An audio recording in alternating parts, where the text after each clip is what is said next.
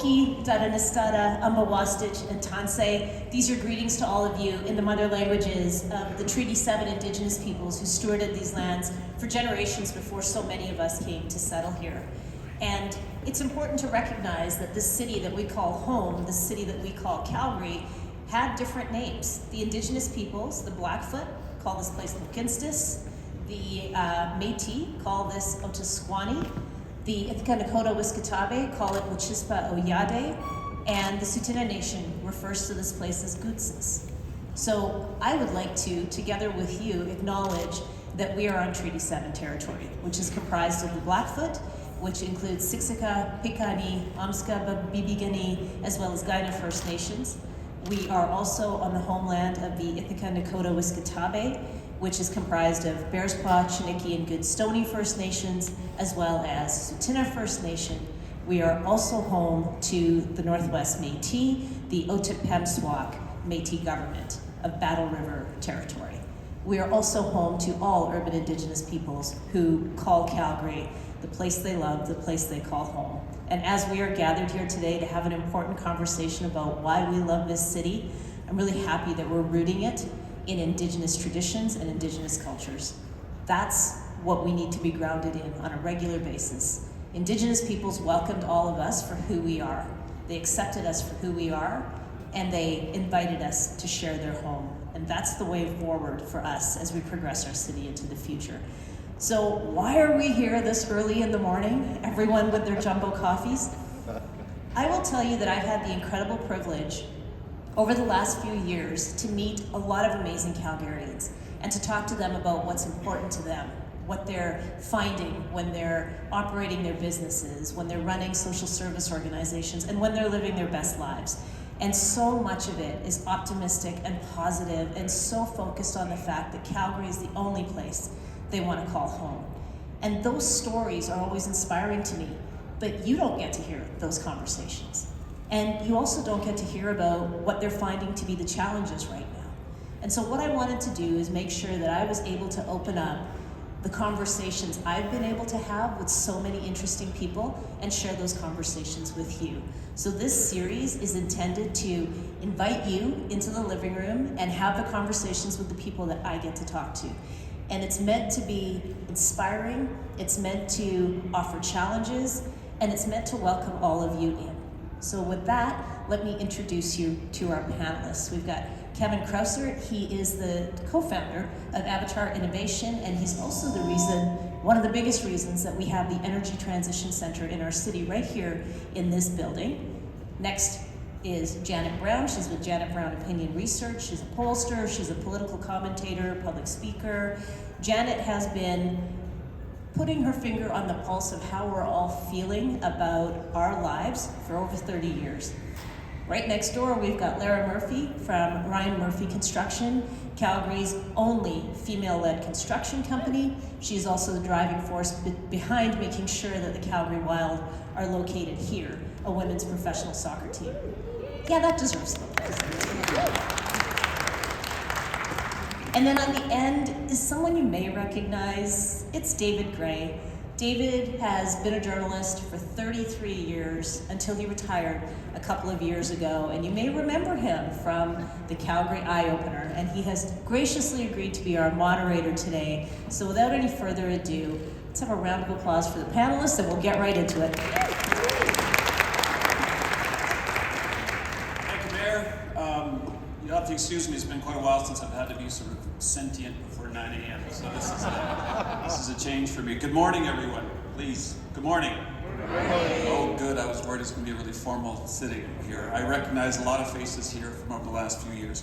I moved here, my family moved here about 50 years ago. Oh boy, that makes me feel old. About 50 years ago. Population of Calgary then was just over 400,000 people. I still remember as a kid the first time coming up over Scott Lake Hill, seeing the mountains and going, oh, every book I'd read, every Farley Mowat book, every exciting adventure book suddenly came true. And I moved into Calgary, and it was such an exciting time back then. And I was just a little kid. That was 50 years ago, though. Back when they said that the city was going to be a lovely city when it's finally unpacked. I'm not sure if Calgary is fully unpacked yet. They used to say that the city bird was the crane because so much construction was going on downtown.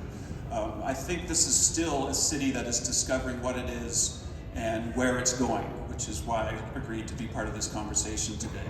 So it would be nice if we had something other than reminiscences to talk about what the city actually is, and luckily we have someone here who literally does that for a living. Can you give me a snapshot, please, of what this city is now? Okay, so David warned me he was going to throw it to me and ask me this question. So, of course, well, I just threw myself into the numbers, and I thought, can I paint a picture of what Calgary is through the numbers? So, the latest census data we have is from 2021. So, you know, we get census data every 5 years. So, the latest stuff is 2021, and in 2021, our population in the city, not the region, in the city surpassed 1.3 million. And we've got 1.48 million in the greater census metropolitan region. That means the population has essentially doubled since 1986.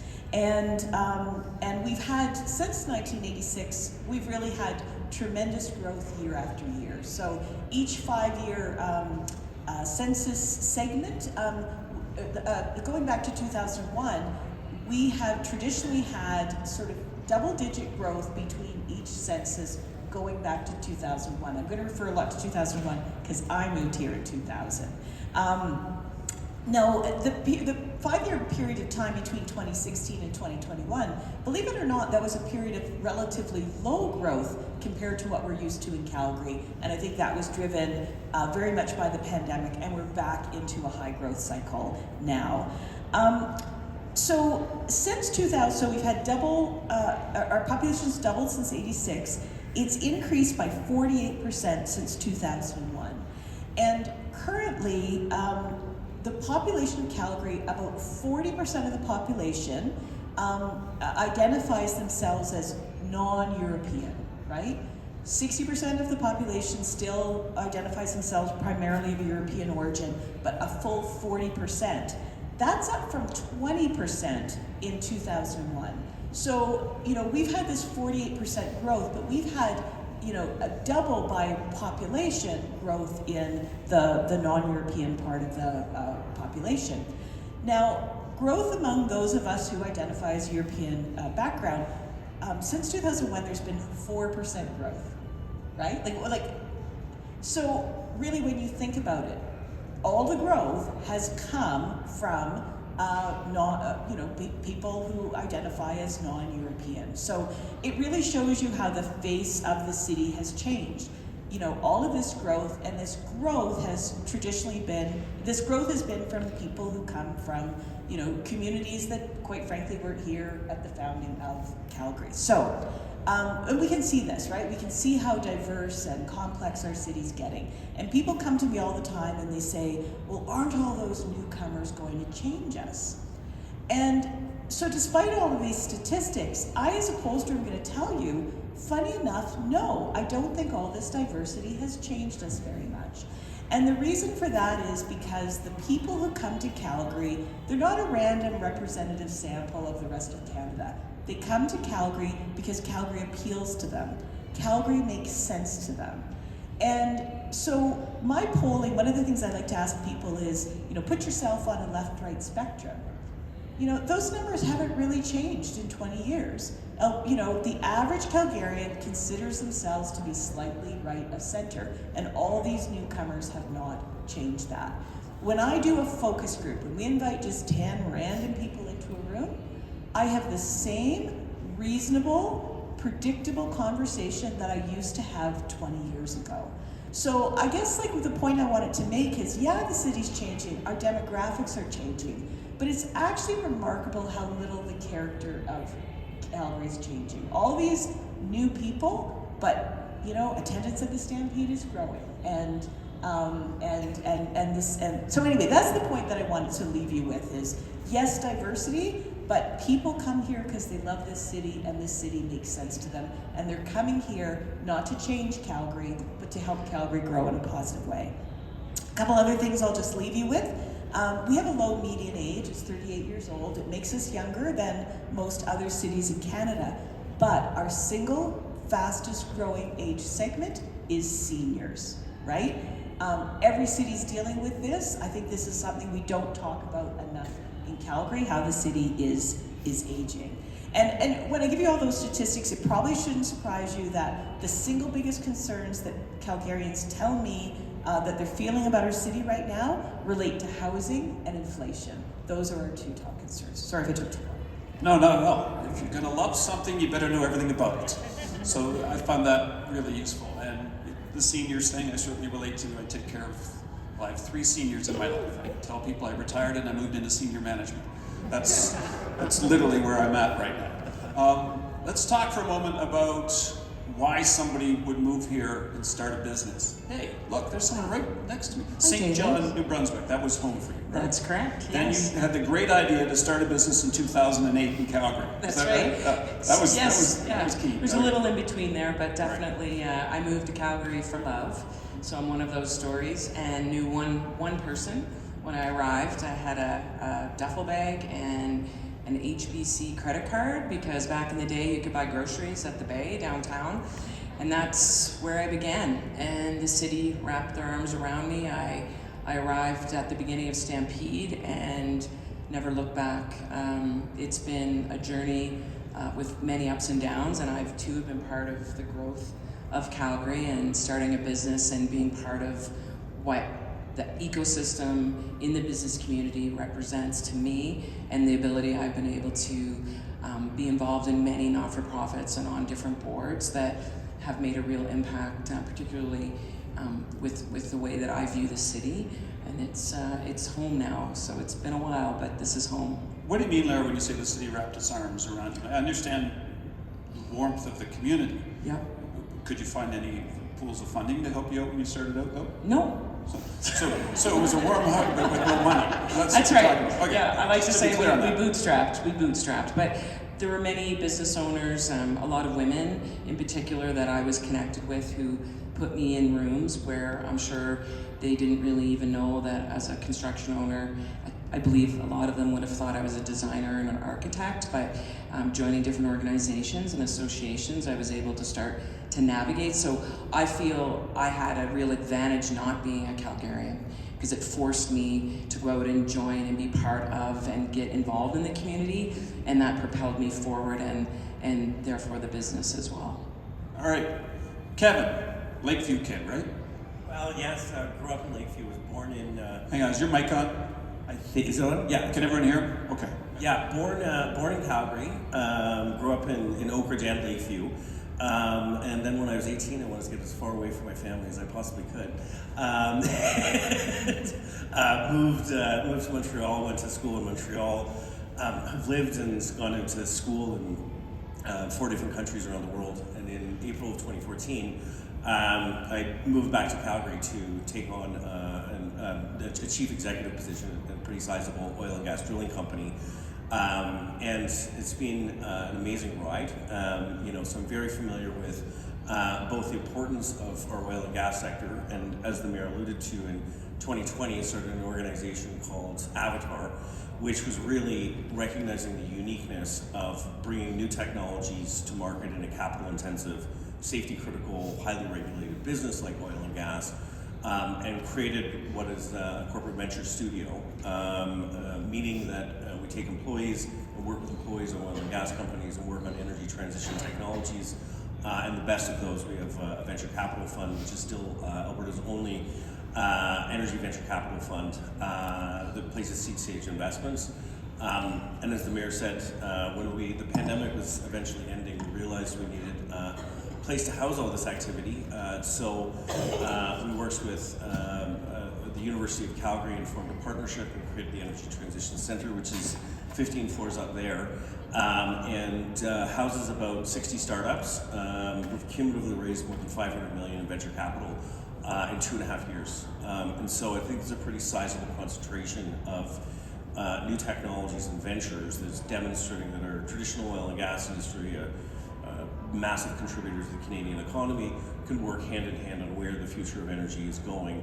And so it's a sort of an and conversation. And we're attracting the attention of the world. Just in a month's time, we've got, I think, all of the North American venture capital funds sort of flying into Calgary to look at the technology showcase that we're having. So we're starting to punch above our weight, and I was thinking about this because last week I was at the Greater Houston Partnerships, which I spend about half my time in Houston right now, and their whole tagline is "Come to Houston. This is in energy. This is where you can scale, or the place to scale." And I was like, "Well, come to Calgary. This is the place you can flourish." I spend half my day when I'm in Houston in traffic. I spend 5 minutes of my day in traffic here. I can walk across the street and meet everyone. There's a quality of life here that is pretty remarkable. And if you're doing something interesting and you want to meet somebody else doing something interesting in the city, you're maximum 2 degrees of separation away from it. You can get in front of them, and that's something you don't see in any other energy center that I travel to. All right, sounds pretty good, doesn't it? So when people want to move to a city, it's really not that complicated. I don't know how many people have teenagers in their life or young people who are starting out and maybe they left Calgary and they're working someplace else right now. That's been my story. I've got 2 kids who are working, one in Vancouver and one in Victoria. And I think there's a little part of them that wants to come back here. It's no mystery. They're looking for 3 things. They want a place where they can live, work, and play. Well, can they live here? Well, housing's a lot better here than it is in Vancouver. We've certainly discovered that. Can they work here? There's some questions about that, and we'll get to them. Well, we know they can play here because we've got mountains. Mayor, what are you doing to make sure that this is a good place to live, work, and play? Well, I have a 19-year-old, so my sample size of 1 tells me a lot of things on a regular basis. This needs to be the kind of place where I can be free to be who I am. This needs to be the kind of place where I have opportunity into the future. This is the kind of place where I want to feel comfortable when I'm walking down the street, no matter what neighborhood I'm in. I need things to do. I need people to engage with.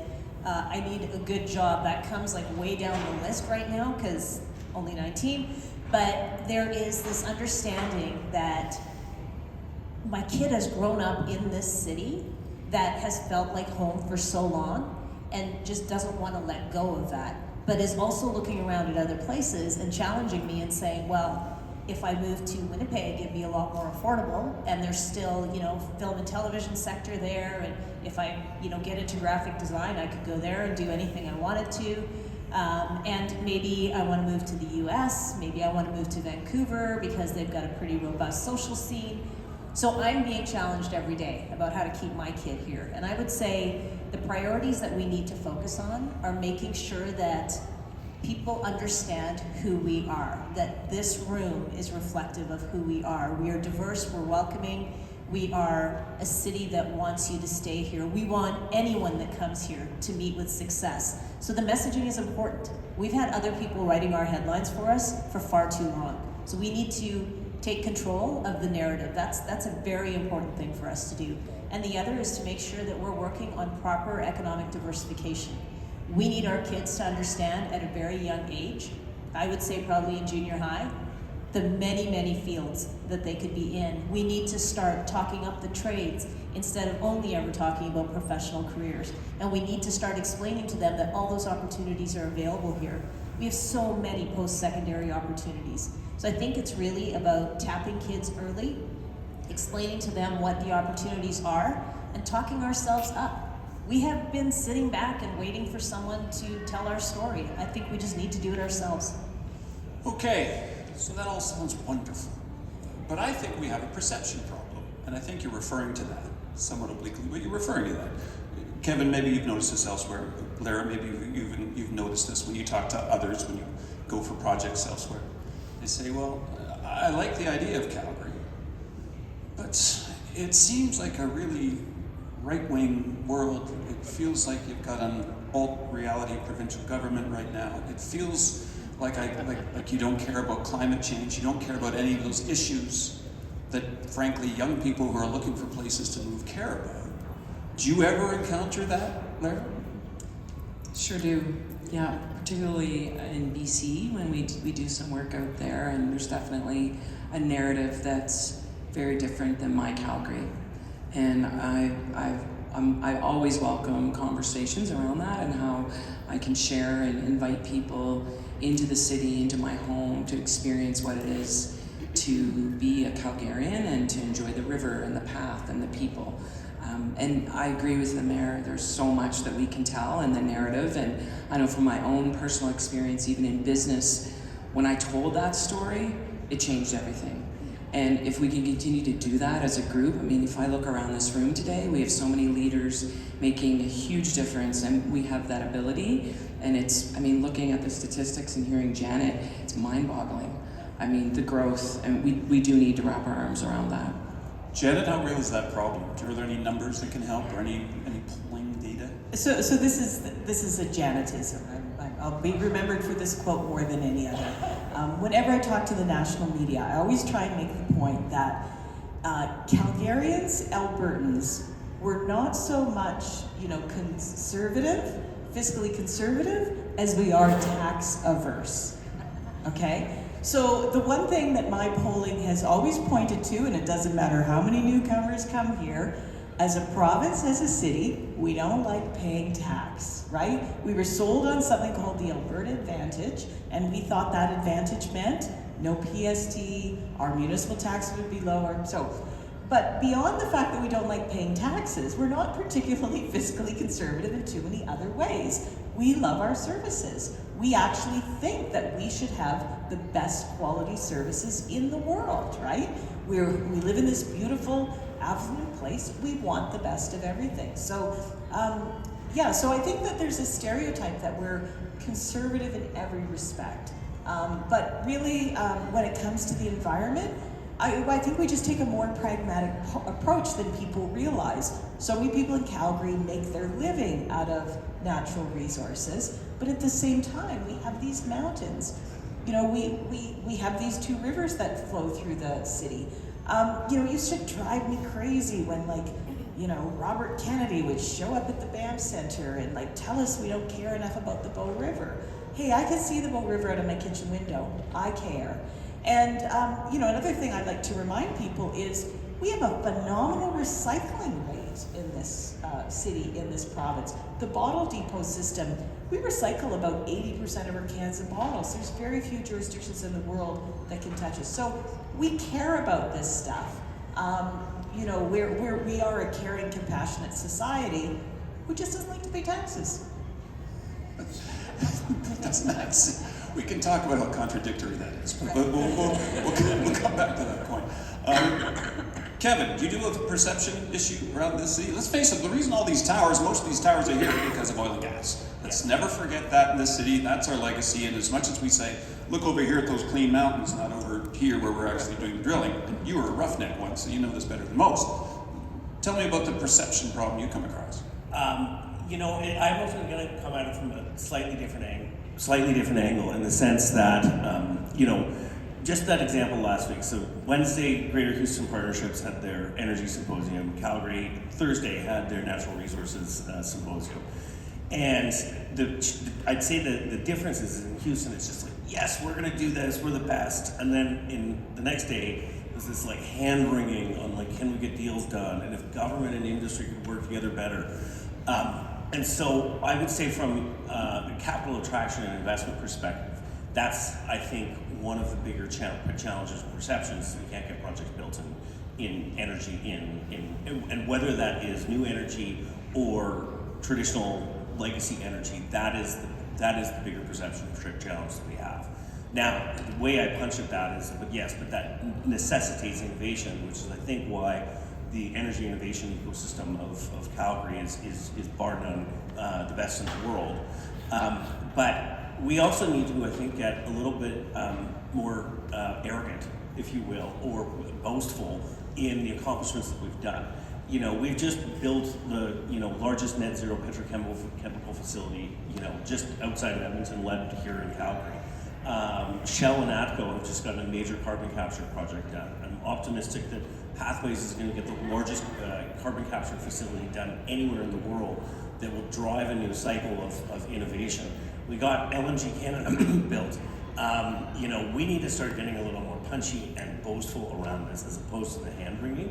And if that would be one recommendation I'd have to any of the energy leaders in the city is to brag a little bit more. This is interesting. I've never heard anyone say Calgarians are shy and not punchy and boastful. This is Go to Houston. okay. I guess compared to. All right, Mayor, can you be a little punchier? Can you be a little more boastful out there? Is that what's needed? Is this a messaging issue?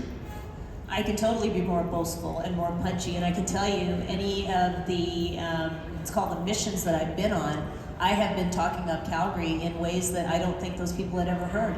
I had the opportunity to attend the World Energy Cities Partnership, AGM, in Norway, and I was sitting with all cities that have access to water. They all do offshore energy production. And so that's what they were talking about, and I was the only one that was landlocked and talking about what we do. And I made the point to them, energy and world energy cities cannot only be about offshore production. You have to make sure you've got good representation from people like Calgary, because we are the present, and the present matters right now. The type of energy we're producing provides stability, it provides security, and we are making so many moves towards emissions reduction and carbon capture. The way we're doing it is different, but we need a seat at this table. And we need to talk about the realities that we face when you're landlocked. So it was a great conversation. I ended up becoming the vice chair of that organization, and I look forward to boasting about our city on a regular basis. The other thing I was able to tell them is that clean tech has taken off in Calgary in ways no one ever predicted. And I've used this statistic before, and it's an important one. In the world of clean tech, 51% of founders have never done this before. They had never tried anything like this. 26% of them are born outside of this country, and 21% are women. And what's important about that last number? Women only have access to about 2% of the capital that's out there. But they met with success in our city. And why is that? Deb Yedlin told me why that is. She said because when it comes to clean tech, the barriers aren't there, because it is not dominated by male leaders. It is in fact very open and inclusive. So the numbers don't lie. They tell you that this is a place where you can succeed no matter what it is that you want to do. So I'm incredibly boastful about what we're doing every time I visit somewhere, and every time I have the opportunity to talk us up here too. Because I think that's another thing. We don't always know what we're doing differently, because I don't think we talk about it enough. So venues like this and opportunities like this are meant to engage all of us in a way that we understand what's actually happening on the ground instead of the perception that's put out about us. Lara, can you paint in some of the colors around what the mayor just said? What is different here for running a business as a woman running a very successful construction business? What's different? My experience has been one that, again, open arms. I've been invited into many different businesses, ability to do things. We're about to embark on a hotel. We work in senior space. So many different, just the variety of the options has been one that was very surprising to me, because we started under the radar and worked a lot with the Calgary Construction Association, being something different, and Bill's in the room today. So all of those efforts, but then it's a multi-pronged approach where we had ourselves in a certain category to do specific things, but in my opinion, the city allowed us to open our wings, so to speak, and do things that I never would have imagined. And if I think about this new professional women's soccer team, the Wild, I have to get a plug in there. That's the Wild. The Wild, Wild FC on Instagram. When conversations about, could we build a stadium? What are we doing for these young women? How do we make it accessible? How do we engage these young Canadians, young Calgarians and Albertans, and the way that we've been able to move forward and gain traction? So the moment those women step on the pitch in April, we will have a whole new generation of fans, whether they're 8 or 10 or 25 or in their 40s or maybe a little older. In their 50s, perhaps. Barely hanging on to the 50s, I might add. Just to be clear, where will you be playing? What field? McMahon. McMahon Stadium. There you go. The Wild McMahon Stadium. Just want to get all that out there. Thank you. Kevin, I want to talk about the competition side of this. You were in Houston. You deal with a lot of startups. You deal with a lot of businesses that can move anywhere. Let's face it, urban centers are growing everywhere around the world. They all want the same people. They want young, smart, tech people, and they want folks who can run with a business idea. You're competing against all those other cities. What's your pitch? Why do they come here? Again, to flourish, it's managing that nice balance of opportunity, meaning that if you're on the energy side, you've got a $200 billion industry literally across the street, ready to adopt and scale new technologies. We're building some of the largest energy transition projects in the world that are reaching FID. And then the flourish side of having an amazing quality of life, of being able to walk around downtown, natural beauty, an hour to the mountains.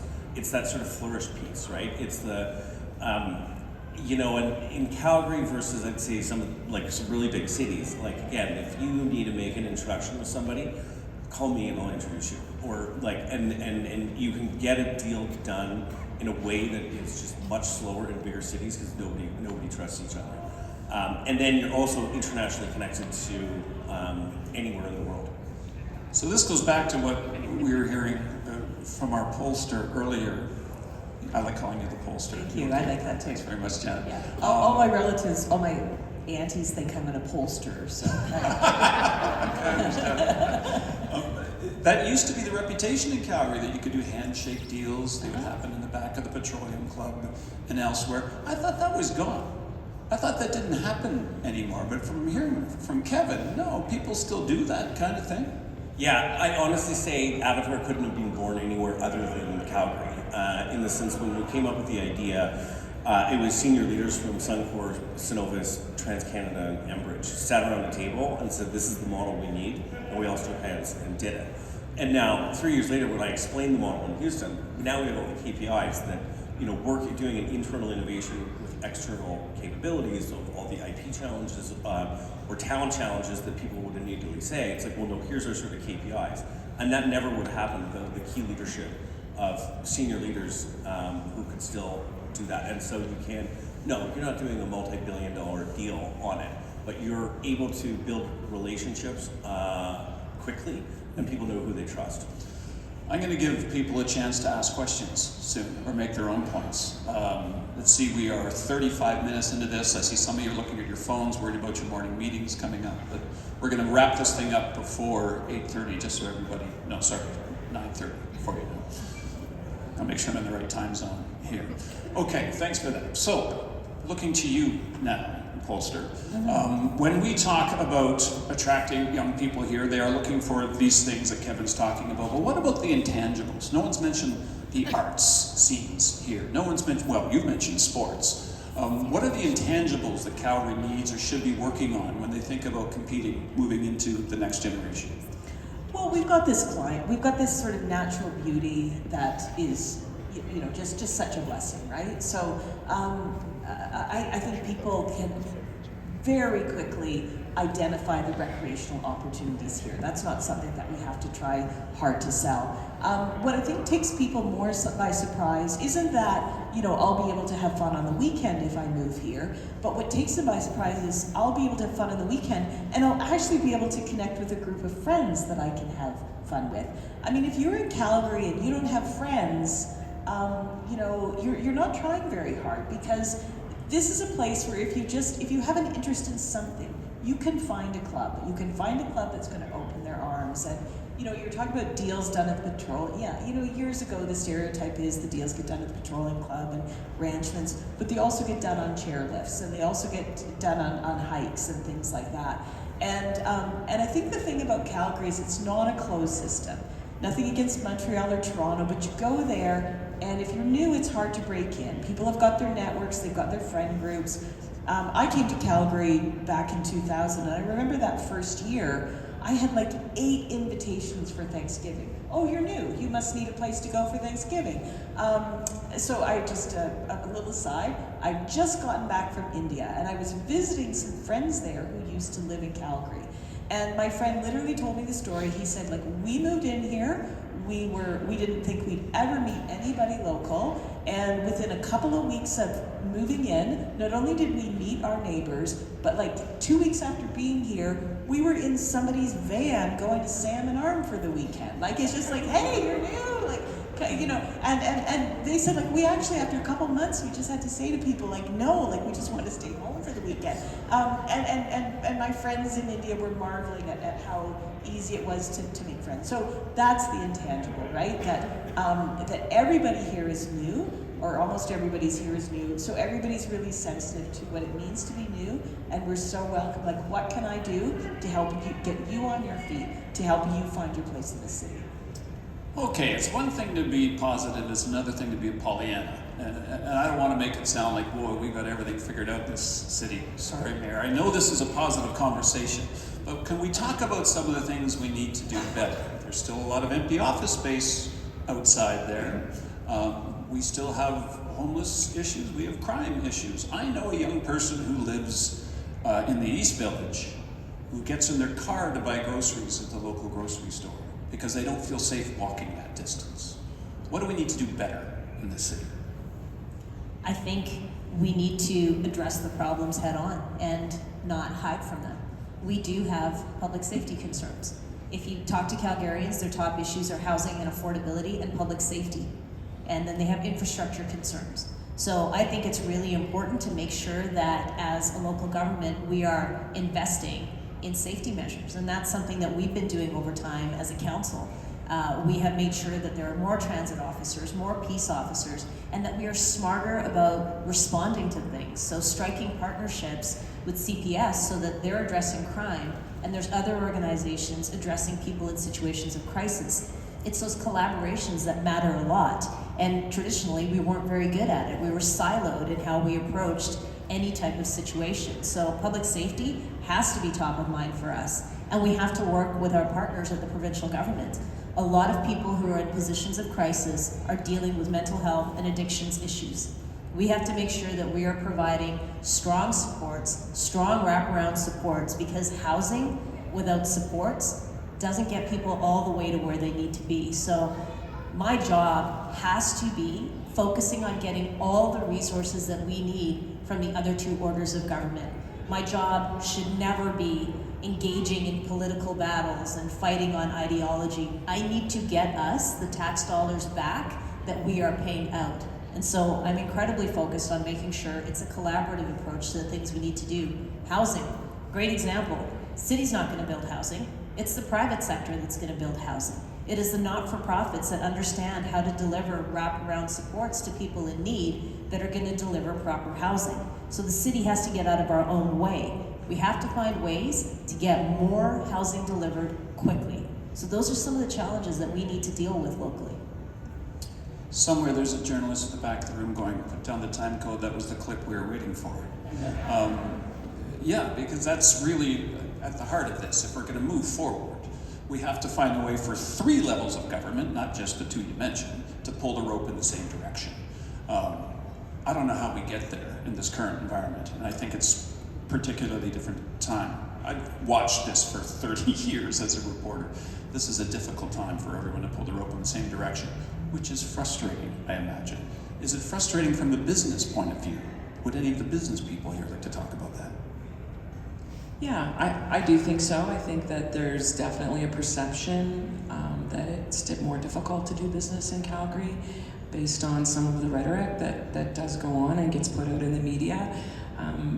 Same thing when people come and we're able to sit down and have a discussion and talk about what needs to get done. Things happen, but I would say it's not helping matters. I wouldn't say it's a Calgary problem. On the energy side, it's a provincial, federal problem on the energy side. I'm trying to be optimistic, but so I'll give my recommendations as opposed to my critiques, which I could take another hour on. But what I will say is, like, there are areas of opportunity where the province and the feds can work together, and that is delivering economic value, measuring inflation, and reducing emissions. And we only do that with technology and innovation, and that's where the conversation should be. But I'm being behind the scenes in some of the stuff. It's a little bit more productive than some of the media portrays. Oh, that media, huh? There aren't many left. So God bless the ones who are here. Thank you for showing up. Look, so there's two things about this city that's always impressed me. One, nobody cares who your daddy is. Always love that about this city. You can do whatever you want. Doesn't matter where you came from. And I would suggest the second thing is that Calgary's always been very good at fixing its own problems. I think that's something this city does particularly well. Janet, would you agree with those two statements? Yeah, I would agree with those two statements. And just, building off on the political discussion, absolutely our politics has become very polarized and very divisive. But I like to draw a distinction between what's happening politically and what's happening with our people. And so I don't think the population is nearly as polarized as our politics. And so now we could get into a whole bunch of stuff, but I think this is the negative effects of social media, the decline of our trusted media sources. Politics is becoming very divisive. Like, true confessions, I was at the end of this last provincial election, I was ready to throw in the towel. Like, it's getting so difficult and so divisive, and it's a shame because, like I said, I do a focus group, and I don't find the focus groups are any more contentious than they were 20 years ago. But there's just something about the nature of politics, and we're making politics, and I say this to you, Mayor, because thank you for stepping forward. We're making politics a harder and harder game to play. And yesterday we had 4 federal cabinet ministers announce that they weren't running again. Oh, is this a sign of something or other? It's like, I don't know I don't know why you go in politics. I'm a pollster, and I can't figure out why somebody goes into politics. I never question why they leave politics. I always wonder why they go into it. Yeah, you can clap for that. I think that raises a bunch of issues, but I'm going to throw it to the one active politician sitting at the table. Why would anyone go into politics these days? It's a hell of a question. You really have to believe in public service to be in elected office right now. The people that are in this for all the wrong reasons, the folks that are in this because they think it's either a great salary or it's a great position, it's a great title, and you really don't have to do a lot of work and you can just be an elected official, they're wrong. If you do this work properly, it is a very big job, and you have to care a lot about the people you serve. And so when it comes to elections, get to know your candidates well. Figure out which ones actually prepared themselves for the role, which ones actually have a perspective and ideas and a vision, and which ones, no matter how they align politically, are in it to do good work for you. Because you're going to have a municipal election coming up where they're introducing the idea of parties. We're going to find out in about 20 minutes what that means because they're releasing the details. But be very cautious. Don't get sucked into, well, this person's red or this person's blue and therefore they're my ideal candidate. Find out if they actually understand the role. Because there's nothing more frightening than electing someone who goes to work on the first day and says, wow, this is not what I expected. That's enough about politics, huh? Good answer. If you want to hear more, there's a podcast out there called radiocanada.com. Did I mention this? No, I guess it didn't come up. It's a podcast where I take people for walks. And I went for a walk 2 weeks ago in Ottawa with Paula Simons, Senator Paula Simons, and we talked just about this topic. And you can find that at radiocanada.com. Wow, that's the first plug I've ever done. That was really fun. Good job. Thank you very much. I apologize for that. I would like to open the floor to anyone who has any comments up there. Who's going to be brave enough to add to this conversation? We have someone over in the corner here. Great. I'm Mike Shake. I moved to Calgary more than 50 years ago. And I'm a chartered accountant, so I have helped many, like hundreds of business owners to start their business. And what I found in Calgary was the best place to start business. Calgarians want to help if you're starting up a business. So that's the plug.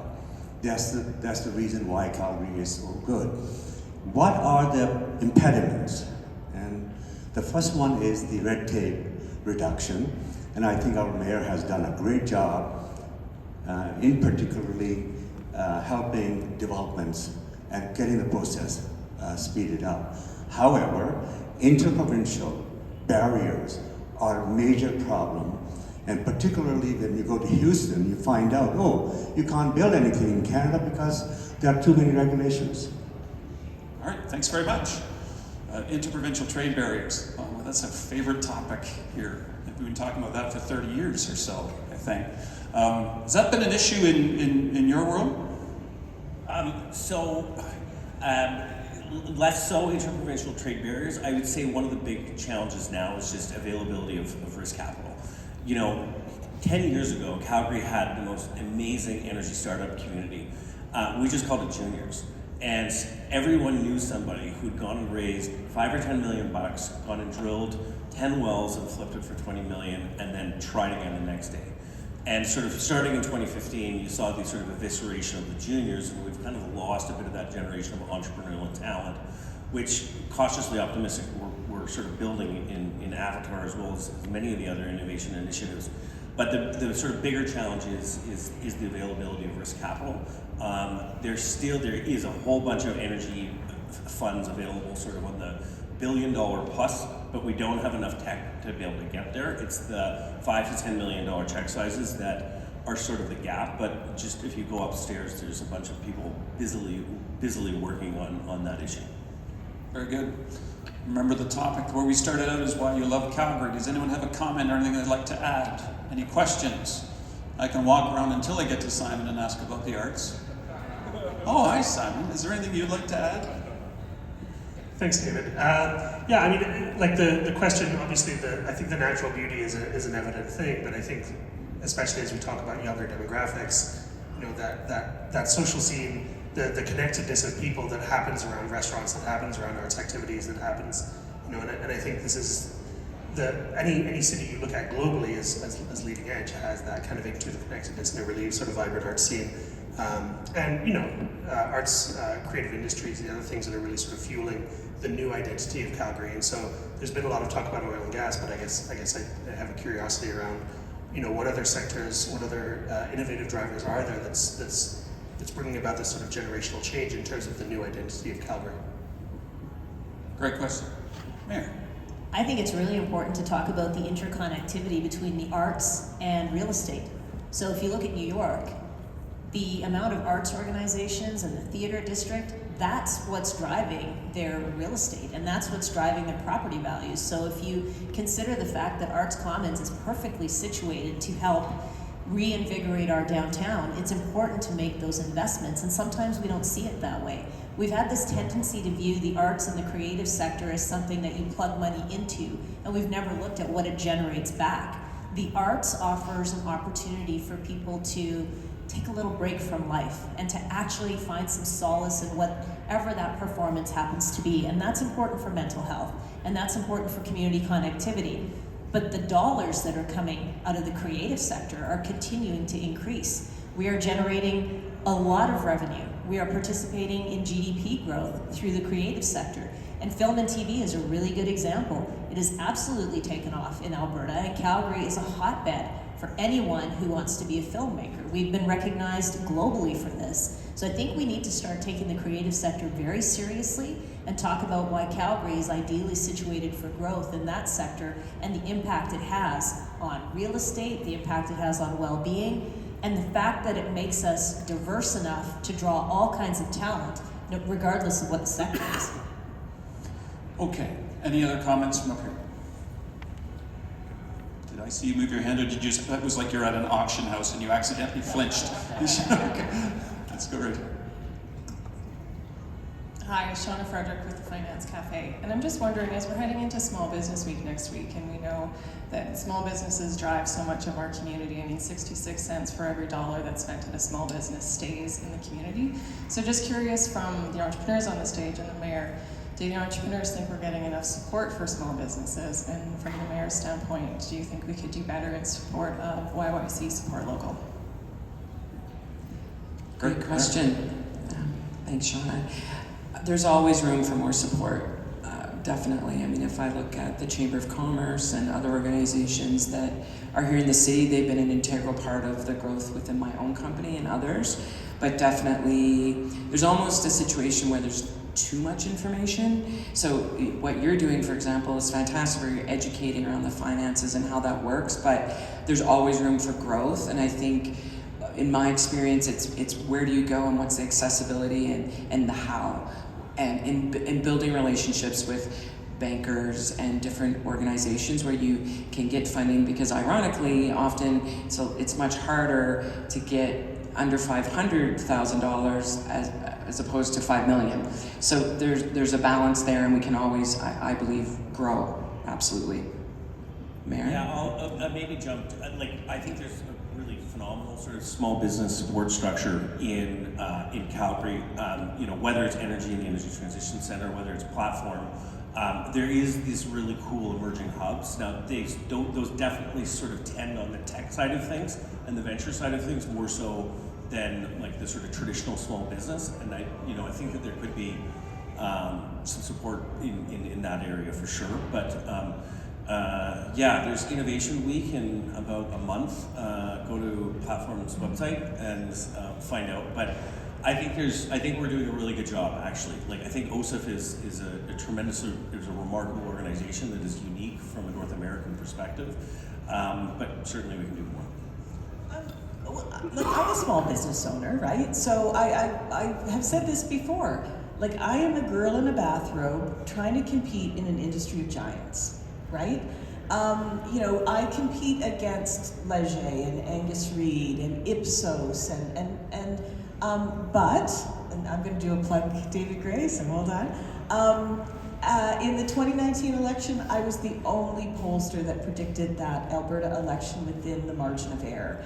In 2023, several pollsters got it within the margin of error. Nobody got it closer than I did. So when you look at so I'm just going to pump my own tires and just say I can do this because I've really made a point of trying to specialize in Alberta politics, understand this market better than anybody else, and no big international company can come in here and explain Alberta better than I can. Now, so there's a guy named Philippe Fournier. He runs 338. This is the organization that consolidates polls. And I saw him in Montreal a few months ago, and he said, why is there no Janet Brown in Ontario? Why is there no Janet Brown in BC? Well, because a Janet Brown can only exist here in Alberta. I can be a girl in a bathrobe, and the Chamber of Commerce will hire me to do work, and the provincial government will hire me to do work, and the city of Calgary will hire me to do work. When I lived in Ontario, that wasn't the case. No one in Ontario, I've been here for 20 years. I spent about 10 years traveling back and forth, doing a lot of work with the Alberta government. I could do, and I'm in my 20s then, I could do things with the Alberta government that I could never do with the Ontario government. They needed to deal with the vice president. They needed to deal with so I'm just living proof that you don't have to be a big cheese. If you come to the table and you prove your competence, it's not about size. It's about expertise. What color's the bathrobe? Just so I can picture. Hello, Kitty. Just trying to figure that. Mayor, do you want to comment on this? I was a small business owner for a dozen years here, and the breaks that I got were incredible. And it often started off when someone would say, hey, there's this company that's looking for this work, and I think you could do it. And I would call up and say, hey, Bob said I should call you.